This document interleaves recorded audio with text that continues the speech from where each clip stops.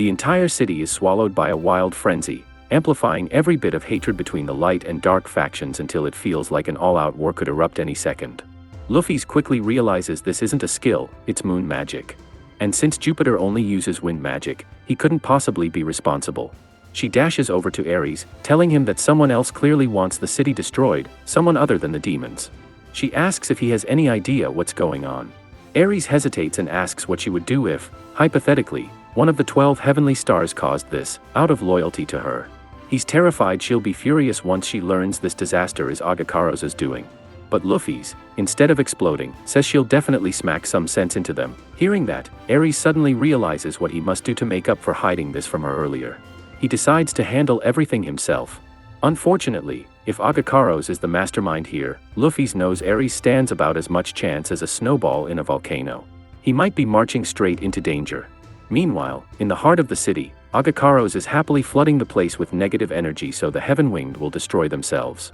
And it's working a little too well, the city is already half on fire. Up on a rooftop, Jupiter watches the chaos and finds it absolutely hilarious how easy it was to make both sides tear each other apart. Once the Heaven Winged finish crushing themselves, their nation will fall. His job here is done. He plans to leave before the 10 minutes Venus bought him are up, mainly because he really does not want to bump into Libra. But of course, the universe hates him, because she appears right behind him a second later. Jupiter can't believe Venus let her escape so soon. She was supposed to stall Libra for 10 whole minutes. But as things stand, his chances of running away are basically zero, but if he surrenders, she'll spare him. Jupiter, being Jupiter, refuses and tries to sprint past her. Unfortunately for him, she's already seen that trick before. She shoots him in the back before he even clears 2 steps. His reaction time drops by 20% from the pain, which basically makes him a lagging online character. Worse, Libra has a full stock of homing missiles courtesy of Luffy's, so dodging is pretty much impossible. She punches straight through the barrier and sends him crashing into the ground like a ragdoll. Jupiter can't believe that even a grazing hit from her deals that much damage. And with Libra predicting every move, fighting her is basically suicide. So he tries to hide his presence by using wind magic to silence the area around him. Sadly for him, Libra casually reaches through the silence and grabs him by the neck. She tells him it's pointless, she can track him no matter what. Now genuinely panicking, Jupiter fires wind blasts at her palms, loosening her grip just enough for him to bolt away as fast as he can. Meanwhile, Ares arrives at the city center to confront Agakaros. Agakaros immediately assumes Ares is here to stop him, but refuses to undo his berserk spell until the entire city is reduced to rubble. Besides, he honestly doesn't think Ares has the strength to stop him anyway. They release their energy at the same time. Agakaros fires a deadly laser, but Ares counters with a flaming fist. Spotting an opening, Ares propels himself forward and punches straight through Agakaros's chest. It turns out that Agakaros Ares blasted was only a duplicate. The real one has been floating above the whole time. He hurls it straight at Ares, fully intending to kill him, but Luffy jumps in at the last second and blocks the attack. She immediately yells at Agakaros, calling him a complete idiot for nearly killing Ares for real. The moment he realizes the woman standing there truly is Luffy's, his eyes well up with tears. He's overwhelmingly happy to see her again, basically a love-struck golden retriever in demon form. Luffy was planning to punch him upon arrival, but seeing how emotional he is, she decides he doesn't deserve the beating anymore. She understands that he was deeply worried about her and why he wanted revenge on the Heaven Winged, but she firmly tells him she has no intention of harming Mira or any of them. Then she asks if he's willing to undo his berserk spell. Agakaros agrees instantly, zero hesitation. Luffy, relieved, says she'll overlook the chaos he caused this time. Agakaros happily transforms into his human form, swears loyal service to Luffy again, cancels the berserk spell, and slips into her shadow like an obedient ninja. However, when Luffy assumes this will stop the civil war, Agakaros quickly corrects her. The spell only amplified emotions that were already there. Even without it, the light and dark factions still hate each other and are moments away from turning the city into a battlefield. Luffy realizes this situation is far worse than expected. Right then, Dina pops back in and announces she has a way to stop the war before it erupts. Luffy is relieved she returned safely, but Agakaros looks confused. He doesn't remember knowing Dina, yet for some odd reason, he vaguely recalls her standing somewhere in the background 200 years ago. Meanwhile, Jupiter is still sprinting for his life because the last thing he wants is to get caught by Dina. But no matter where he runs, she appears right behind him like a horror movie jump scare on legs. Dina keeps calmly reminding him that surrendering is his smartest option. After all, there are no civilians nearby, meaning she can activate Braxium whenever she wants, no consequences. She gives him 10 seconds to decide before she attacks.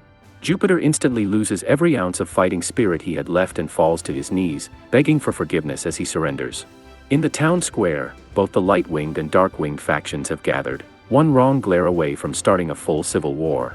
But just before the first punch can fly, Mara steps forward and urges everyone to put down their weapons. He reminds them that this kind of infighting is exactly what the demons want. Lufas is relieved to finally see Mara again, but she's shocked when she notices one of his wings is missing. She turns to Dina and asks what happened to him. Dina explains that this is another side effect of the Demon King's curse. Not only did it seal away half of each hero's power, but it also took away one body part. That's the same reason Amigra can no longer walk. Dina notes that Mara's speech doesn't seem very effective, but Lufas tells her it actually is. Without him there, the war would have already started by now. Still, Mara alone can't calm both sides down. Right then, Libra arrives, dragging a defeated Jupiter behind her like a captured troublemaker. She announces to the Heaven Winged that they can do whatever they want with him now. However, that still doesn't give the Heaven Winged enough information to work with, so Dina steps forward to give everyone the full story. She explains that the man lying before them is Jupiter, one of the 7 luminaries serving the Demon King. Many of the Light Wing probably recognize him. He personally chatted with them several times, pretending to be friendly while plotting their downfall. After a moment of reflection, the crowd realizes the obvious: this whole disaster was orchestrated by the demons. Their anger shifts instantly toward Jupiter. Meanwhile, Jupiter, lying on the ground, looks up at Dina and freezes. With her smile and expression, she looks exactly like Venus. Suddenly, all the pieces click in his head. Of course. That's why Libra returned earlier than expected. It was all part of Dina's plan from the start. Feeling utterly betrayed by someone he thought was an ally, he snaps his restraints and charges at her in a desperate attempt to strike back. But before he can even take 2 steps, Libra is having none of it. She cuts him off mid-sentence, literally. One clean slice, and Jupiter's head hits the ground. Dina politely announces to the stunned crowd that the problem has now been resolved. The people stare in complete silence. Sure, they were furious at Jupiter. Lufas understands why everyone is speechless. But speaking of speech, she wonders what exactly Jupiter was trying to say about Dina right before Libra turned his head into an unplanned collectible. A little while later, once the crowd finally disperses, Merrick meets with Libra to thank her for helping capture Jupiter, and he politely invites her to the castle so he can thank her properly. But Dina immediately refuses, declaring that the only person she takes orders from is her master. Honestly, she says it with so much confidence that even Libra looks like she's taking notes. Just then, Merrick notices Lufas standing behind him and assumes she must be the master Libra mentioned. Once they reach a private room, Luff drops her disguise, revealing her true form. Merrick is both overjoyed and emotionally wrecked at the same time. He regrets everything from the past, and the moment he starts bringing it up, Luff realizes he definitely isn't a player like she was hoping. He's someone who's lived in this world since the beginning, and he's currently a whole emotional disaster. Merrick confesses he doesn't believe he has what it takes to be king and claims Luff should have remained their ruler. But the moment he says that, a surge of emotion hits Luff. Hearing Merrick call it a mistake feels like he's insulting her entire legacy. So she tells him firmly to take pride in himself. After all, he was one of the heroes who defeated her. He earned his throne. This is his nation now, and she won't be giving advice or interfering anymore. She asks Libra to delete any photos she might have taken. But Libra pauses, because she has absolutely no idea what a photo is. Ego Karos and Ares stare blankly as well. Luff realizes photography probably doesn't exist in this world. But then, suddenly, a memory surfaces. Back when she first arrived in this world, she distinctly warned that no one should have any photos of her. And Dina, without missing a beat, continued the conversation as if she understood exactly what photos were. Which now makes Luff's head go, wait, how did she know what that meant? So Lufas realizes something is definitely off. Dina knew what a photo was, something nobody in this world should understand, so that means she's hiding something big.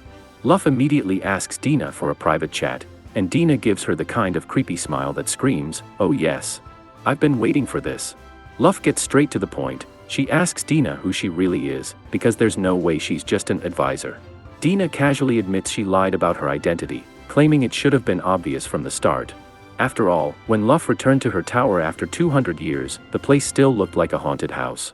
If Dina were truly a loyal advisor, she would have at least dusted one shelf in 2 centuries. Luff also knows Dina can't be one of her old subordinates, because Libra would have recognized her instantly. Dina confirms she's neither an advisor nor a servant, she simply knew Lufas had an NPC with that character design, so she hijacked that identity to get close to her. The moment Dina uses the term NPC, Luff freezes. If Dina knows that word, then she must be a player just like her. But if that's true, why did everyone claim they recognized Dina? That's when Luff remembers, Dina once mentioned she could implant and edit other people's memories. Everything clicks. Dina admits it outright. She implanted false memories into Ares the moment she met him. As for Ego Karos, he spent a lot of time hanging around demon territory, so Dina was able to slip into the demon castle and rewrite his memories as well. But with Libra, she hit a wall. Memory manipulation doesn't work on golems. They don't have human memories, just system records. Dina smirks and says she was incredibly lucky some of Libra's data files were already damaged, otherwise none of this would have worked. If Dina went so far as implanting memories in others, then Luff starts to worry that maybe her own memories were tampered with too. But Dina quickly shoots that down. Apparently Luff's willpower is so ridiculously strong that memory manipulation just bounces off her. So the only way Dina could fool Luff was by playing the role of the loyal NPC advisor. The best she could do was subtly nudge Luff's thoughts so she wouldn't question things too deeply. But she never expected Luff to be a player, which kind of ruined her whole long-term mastermind plan. To clarify things, Dina explains that she isn't a normal player. She was actually a beta tester. The company hired her to test the new half-elf race that was added in an update. And as a bonus perk, definitely not legal, she was allowed to peek at all character data in the game. Dina casually confirms this. She drops her final truth bomb. Her real demon identity is Venus of the Seven Luminaries. Originally, Venus planned to keep pretending to be Luff's advisor until Luff and the demons destroyed each other. But now that she's been exposed, she says her only option is to crush Luff and turn her into a pawn. Luff laughs and asks if she seriously thinks she can do that when her level is only 300. Venus smirks, flips her fake status screen, and reveals her true level. Level 1000. So yeah. Luff just unlocked the oops, she's actually terrifying difficulty. So, Venus is basically on the same power level as Luff, which is not exactly comforting. She shoots into the sky and throws up a giant barrier around Luff, basically telling the rest of the world, no touching, this is our boss fight. Then Venus fires a giant laser straight at Luff. Luff blocks it without even getting a scratch, which annoys Venus enough that she decides to crank up the drama and pull a full-on, budget Gilgamesh move. Hundreds of blades come flying at Luff. Luff panics for half a second, until she realizes the DPS is embarrassingly low. She casually blows all the blades away and even creates a few of her own to return the favor. But before her swords can reach Venus, Venus opens a portal and yeets them right back at Luff. Forced to dodge, Luff flies into the air. She tries to tackle Venus out of the sky, but Venus simply teleports away like an annoying mosquito with cheat codes. Then Venus casts a water spell that somehow makes vines sprout from the ground and try to grab Luff. Luff responds with a thunderous axe kick because subtlety is not her thing. She charges at Venus again, but Venus insists it's pointless since she can teleport whenever she wants. So the moment Venus pops out of a nearby portal, Luff is already there, fist ready. Venus narrowly dodges and counters with a punch, landing a clean hit. Luff doesn't even flinch. Luff then open palm strikes Venus so hard she crashes straight into the ground. Luff urges Dina to give up because there's no way she can win like this. Sure, a backline mage can fight on the front lines, but that requires a bunch of countermeasures, none of which Dina even bothered using. So in terms of pure gaming skill, Luff is leagues above her. Luff politely asks her to stop fighting since there's no point in dragging this out. Dina asks if that means Luff is willing to forgive her despite all the lies. And while Luff acknowledges that yes, Dina deceived her, she also helped massively on their journey. So Luff isn't planning to hold a grudge, but she does want an explanation for why Dina chose such a weird and roundabout method if her goal was simply to destroy the demons. Dina goes silent for a moment. When she finally speaks, she claims she still hasn't lost yet. She has one last technique, and she'll only admit defeat if Luff can survive it. Then Dina completely rips off Pain's Chewbacca Tensei, summoning a gigantic meteor aimed straight at Luff. She teleports out of the blast zone, basically shouting, "Good luck. Have fun," while Luff is left with a falling apocalypse. Luff could simply fly away, but the meteor is so huge it would wipe out Galahorn on impact. So she has no choice but to face it head-on. She activates her iron kick and stacks it with weak point strike, pouring all her power into one blow. The meteor literally disintegrates instantly. To the people watching from Galahorn, it probably looked like someone set off the world's most overpowered fireworks. With the crisis over, Luff approaches Dina and calmly asks if she wants to continue the fight. Dina admits defeat, because if her strongest spell did nothing, then there's clearly no winning this. Luff asks if she's finally ready to talk, and this time, Dina agrees. Dina begins explaining that she arrived in this world right after Luff was sealed away. She simply took over the avatar she used to play as. Back then, plenty of powerful characters still existed, tons of people above level 500, although true level 1000 monsters were rare. Even stranger, every bit of data about players who weren't featured in the novels had completely vanished. That's when Dina realized something terrifying. This isn't the game world, this is the world of the published novels based on the game. This revelation hits Luff like a truck because she had never considered that possibility. The game had a system where major player actions could be turned into official history through novels. But only a handful of players ever actually got written in. After all, the player base was massive, the number of authors tiny, and many players didn't want their embarrassing in-game mistakes immortalized forever. But that raises a question: if this world follows the novels, why is a beta tester like Dina even here? Dina explains she looked everywhere and found no one in the same situation. Everyone she knew, every character belonging to her former friends, was a native of this world from the start. So she assumed she was the only player transported here. Luff says there could still be others and maybe Dina just didn't notice them. Dina admits it's theoretically possible, but realistically, it's too late to know now. Most people from that era have long turned into history, dust, or side characters mentioned once and never again. And, honestly, the truth should have been obvious. If all the high-level players from the game had been present here, there is no way the demons would have pushed humanity to the brink like this. She wasn't strong enough to defeat the Demon King alone, so the best plan she could come up with was to infiltrate the demon upper ranks and slow their conquest from the inside.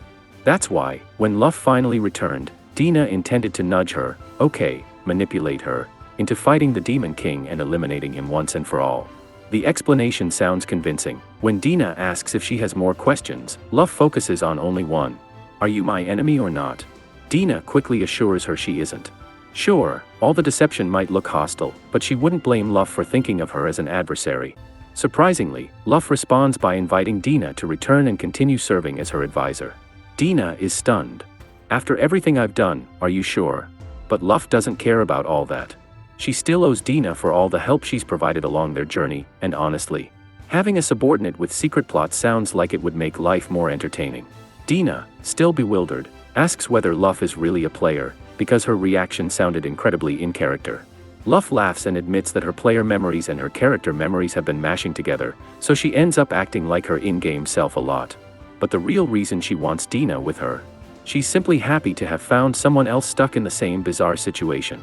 Yes, Dina tried to push her into fighting the Demon King, but Luff was going to do that anyway, so honestly, nothing has changed. Dina is genuinely moved by Luff's acceptance, so she agrees to serve as her advisor, properly and loyally this time, until the Demon King is defeated. But just a few moments later, Luff's subordinates rush in, panicking about the giant meteor they saw earlier. They ask what on earth happened. Luff can't exactly explain. Oh yeah, I had a 1v1 anime boss fight with Dina, so she casually replies that she was attacked by a mysterious force. Surprisingly, everyone just nods like this is perfectly normal Tuesday behavior, so Luffy moves on and tells them to prepare for the journey to retrieve Parthenos. Since they're already discussing important matters, she asks Agakuros if he has intel on the rest of the heavenly stars. Luckily, he does. He reports that Scorpius is currently aligned with the demons, while Lion is in the middle of a war against the vampire princess Benanash. That alone sounds like a disaster waiting to explode. But Agakuros has one more juicy update. Apparently, the kingdom has managed to successfully summon a hero. Cut to the castle of Levitine, where royal magicians finish their ritual, and in the center appears a boy who looks exactly like your standard, average anime MC, the kind that screams, "I have plot armor." Manami was just an ordinary high schooler walking to class a few minutes ago when he suddenly started hearing mysterious voices begging him for help. Next thing he knew, bam, he was teleported into a room full of strangers staring at him like he forgot to wear pants. They explain that they summoned him and desperately need him to defeat the demons and the feared conqueror Luffy. Manami has no idea what any of this means or who this Luffy person is. Honestly, most people would refuse to help after being magically kidnapped, but Manami has always wanted to become a police officer. So, sticking to his help people in trouble dream, he agrees to become their hero. A few weeks later, he realizes that hero life is not quite like anime. He's been training under Frederick, one of the world's greatest swordsmen, but there's one tiny problem. Frederick doesn't speak a single word he understands. The man communicates exclusively through angry caveman grunts. Manami tries explaining that he struggles with sword handling and asks if there's another technique he could try. But before he can finish, Frederick growls loudly, and Manami immediately shuts up like someone hit his mute button. The vice captain arrives just in time to translate the growl, explaining that Frederick is mad because Manami keeps getting distracted during training, right as Frederick pounces on a mouse hiding in a haystack. Priorities. Suddenly, Cross rushes in and announces that the hero's party is finally ready. Manami is shocked it's happening so soon, but he follows Cross to meet the king and hear the lineup. His team will include Frederick, the vice captain, Cross, and Alfie, the daughter of Gantz, the adventurer whom Luffy's met back in Migrez's city. The kingdom sends Manami its finest warriors, plus the king's personal covert operatives, which honestly makes him feel honored, and a little terrified. But then the king casually says it's time for him to depart, and Manami freezes. He's only been here 3 weeks. 3. That's barely enough time to learn where the bathrooms are, let alone defeat the Demon King. He still has no clue how powerful the Demon King or Luffy's actually is, but if the king claims he's ready, well, the poor kid convinces himself he must be ready. Just as he's about to begin his grand adventure, a single dark feather floats down from the sky. Then another. And another. Everyone around him goes pale, like they just saw their exam results. Manami, of course, has no idea what's happening.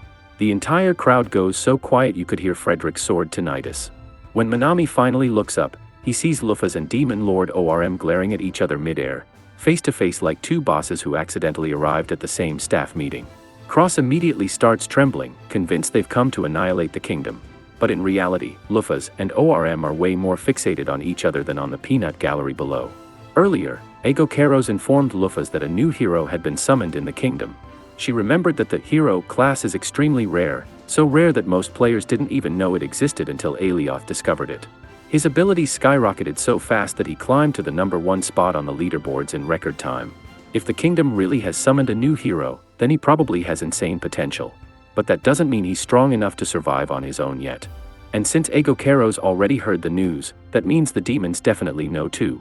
They'll try to eliminate the hero while he's still at tutorial level. Everyone agrees with Luffy's assessment, but Dina reminds her that the kingdom is still protected by the barrier created by Aelioth. Even if the 7 luminaries attack together, they'd get slapped around by the barrier like flies on a bug zapper. Luffy asks what she means by barrier, so Dina explains it's the effect of the hero skill soul succession. Luffy remembers this annoying ability all too well, an AoE barrier that massively buffs allies, debuffs enemies, and lasts until combat ends. Basically, the kind of skill that makes players uninstall. But it comes with a huge price. The user instantly dies and returns to the spawn point.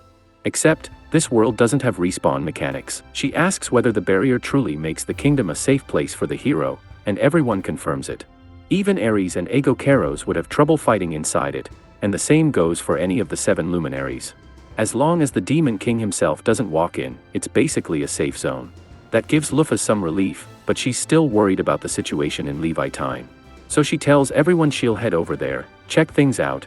Luffy eventually reaches the kingdom and stops right outside the barrier, admiring how ridiculously strong it is. There's no way the 7 luminaries could step inside without getting spiritually fried like burnt toast. But there is one exception, Demon Lord ORM, who can brute force his way through the barrier's debuffs. Back to the present, Luffy and ORM stand face to face, and the Demon King greets her, calling her Allor as he releases his overwhelming aura. The pressure is so intense that the hero party collapses to the ground like dominoes. Luffy is confused by the name, so ORM explains that Allor is what the demons call her out of fear and respect. It means death of all stats, basically, a title for someone who turns enemies into zeros faster than a speedrun glitch. Luffy teases him, asking if he came here just to kill the hero because he's scared of the kid. But ORM laughs and says he only fears 2 beings in existence, the omnipotent goddess, and Luffy. As for the hero, not even on the fear radar. He then admits the real reason he came. He knew Luffy would show up, and he wanted to meet her properly. In the past, ORM avoided fighting her because she was the strongest being he had ever seen. But after she was defeated years ago, he realized she was the only one acting outside the goddess's planned scenario. He regrets ever allowing that defeat to happen. When Luffy asks what he means, ORM smirks and says she'll have to earn that answer. If she wants the truth, she has to prove she's worthy. With that, they soar into the sky, and their battle begins, each strike powerful enough to resemble a natural disaster. The ground is practically disintegrating under the force of their blows, and Manami is frozen in awe at the scene. Surprisingly, he's holding it together better than the others. Alfie is having a complete meltdown, wondering what kind of king expects them to one day fight monsters who punch the terrain into retirement. Meanwhile, Luffy and ORM keep trading earth-shattering strikes. At one point, ORM grabs her leg, whirls her around like a human nuncock, and then smashes his fist into her chest, knocking the wind right out of her. But Luffy recovers instantly and knees him in the jaw so hard he rockets upward. She chases him into the sky until they're literally above the clouds, then sends a punch so powerful it splits the clouds behind him. But then comes the terrifying part. ORM stops her full force punch with one hand. He casually compliments her, saying he hasn't felt strength like that since he fought the 7 heroes 200 years ago. Luffy tries to act cool, giving him a polite, "You too, bro," but on the inside she's screaming. A full power strike did absolutely nothing. She already lost 50,000 HP in a tiny skirmish, and she's pretty sure ORM's HP bar is basically a marathon in graph form. Continuing the fight would be suicide. So, without saying anything, Luffy retreats to the ground. Meanwhile, the hero party on the ground is still emotionally glued to the floor after witnessing that apocalyptic battle. But Manami is somehow still standing, probably because he's too confused to be scared. He turns toward Luffy and the Demon King ORM, just in time to hear ORM compliment her, and then immediately ask why she isn't using her full power. Luffy is baffled. She was using full power. But ORM explains that 200 years ago, before she was defeated, Luffy had far more terrifying strength than anything she showed today, and judging by her face, ORM can tell she has no memory of that lost power. He curses the goddess, convinced she put restrictions on Luffy to prevent her from rebelling against her divine script. Luffy demands an explanation. So ORM reveals the truth. Everything in the world is following the goddess's scenario, including the demons. They're basically NPCs programmed to spice up her story. No one even questions why demons kill. Luffy always assumed it was because they wanted more territory. But ORM explains the grim truth. Demons disappear if they don't kill. Their bodies dissolve, and their essence spreads into the world as mana, all exactly as the goddess designed. And to top it off, she put ORM in charge of demon management to make sure the bloodbath never gets too boring. Luffy is stunned. Then Cross suddenly steps forward, furious. He demands answers, because what ORM just said implies that Alovenus, the supposed goddess of mercy, is actually treating the world like her personal drama show, and he refuses to believe it. Tears start rolling down his cheeks as he realizes he devoted his entire life to serving the goddess, for absolutely nothing. A lifetime of loyalty, and he didn't even get a loyalty card. ORM continues, pointing out that the heroes betraying Luffy is proof of the goddess's influence. After all, they could have just let her beat all the demons and then stab her in the back. Luffy agrees with ORM, especially since all the remaining heroes now seem to regret their actions like kids who broke the TV and hoped no one would notice. He explains that the goddess turned them against Luffy because she was the one most likely to uncover the truth. But before ORM can continue his lecture, Dina opens a portal and attacks. At the same moment, Libra swoops in to push Luffy away, telling her the smartest move right now is to retreat, preferably quickly and with all limbs intact. Back on the cliff, ORM addresses Dina, complimenting her on her bold, surprise attack. He activates a sound barrier around them and tells her she can speak freely. He then asks if she knew Luffy was weakened. Dina smiles and says yes, she knew. When ORM asks if she caused it, she laughs it off, saying the only one strong enough to pull that off is the almighty goddess Alvinus, and she's definitely not her.